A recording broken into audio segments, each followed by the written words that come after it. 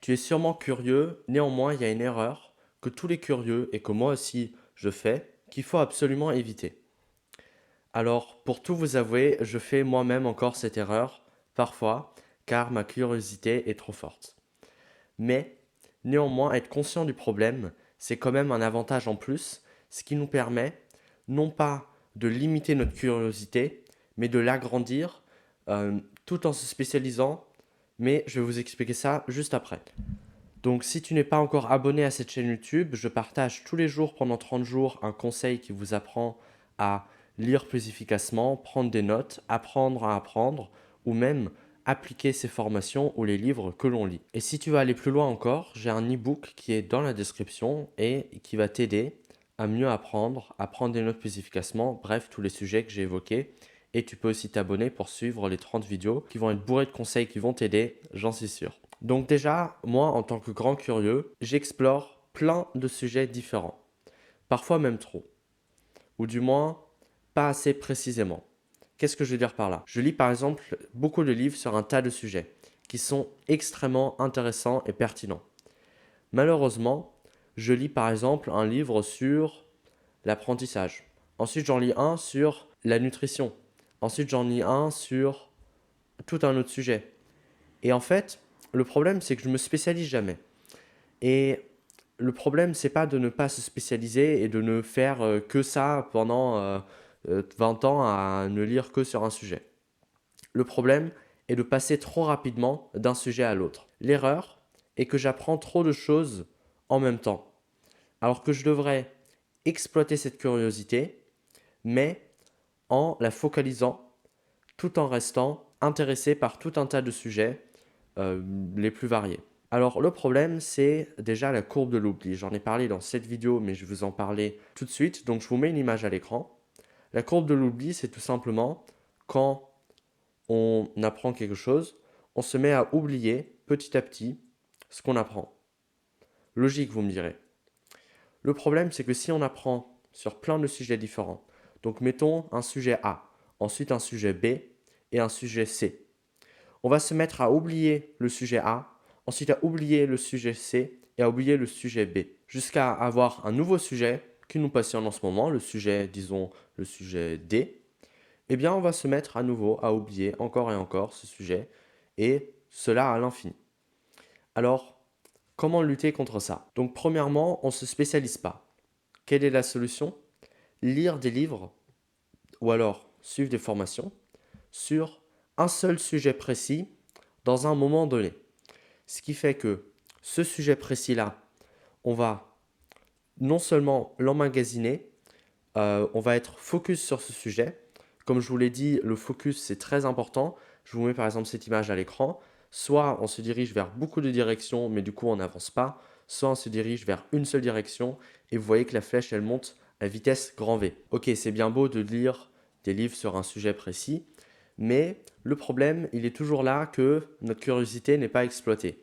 Et je vous le dis tout de suite, votre curiosité peut devenir un avantage énorme par rapport aux autres personnes. Donc, quand on se spécialise, comment on peut faire en sorte d'assouvir cette curiosité? Donc la solution, c'est d'apprendre comme un rayon laser, mais de le faire par cycle. En fait, on va par exemple pendant 2 semaines se spécialiser et lire à fond un sujet précis. Pour ne pas l'oublier, on va le noter ou alors on va lutter contre la courbe de l'oubli en l'apprenant plusieurs fois avec des flashcards comme l'app Anki. Mais je vous en ai parlé dans cette vidéo ici que je vous mets à l'écran et vous pouvez aller la voir après celle-ci. Et pour prendre des notes, je vous invite à aller voir cette vidéo ici qui vous explique comment mettre en place un système de prise de notes pour même pas avoir besoin de retenir les choses. Ok, mais quand je dis apprendre par cycle, combien de temps est-ce que j'apprends tel ou tel domaine? Je crois que 3 mois, c'est vraiment le meilleur temps que j'ai trouvé. Donc 90 jours.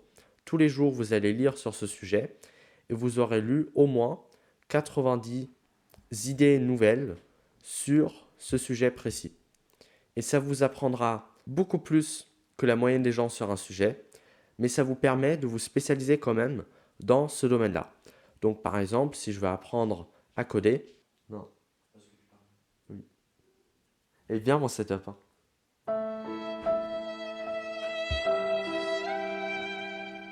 Ok, si par exemple, mettons, vous voulez apprendre à coder, eh bien, vous vous mettez 3 mois, vous vous focalisez sur un seul langage et vous y allez à fond tous les jours pendant, disons, 30 minutes et vous apprenez comme ça tous les jours de nouvelles notions. Alors, je vous parle d'apprendre à coder parce que j'ai moi-même appris à coder, du moins partiellement. Je ne suis pas du tout un expert en code, mais je l'ai appris en autodidacte. J'en ai même fait le sujet du podcast avant que je ne parle d'apprentissage. Mais c'est simplement un exemple que je donne. Si par exemple, on veut être doué dans, je ne sais pas, le fonctionnement du corps humain pour prendre du muscle, eh bien, on va se spécialiser pendant 3 mois à lire des articles, ou regarder des vidéos, ou simplement lire des livres, ou suivre les formations sur ce domaine précis. Mais comme vous êtes un grand curieux, après les 3 mois, vous allez par exemple apprendre à jouer un instrument. Eh bien, vous allez vous mettre pendant 3 mois à fond dans cet instrument. Et puis si ça vous plaît, vous pouvez toujours continuer, mais pas aussi intensément que vous l'avez fait avant. Vous voyez l'idée? On apprend par cycle. C'est-à-dire que en un an, on se spécialise, entre guillemets, dans 4 sujets différents, ce qui nous permet de quand même assouvir notre curiosité tout en restant focalisé sur un seul objectif à la fois. Bon, évidemment, ce temps peut être adapté. Par exemple, quand je me suis focalisé pour apprendre le montage vidéo, ça m'a pris que 2 semaines.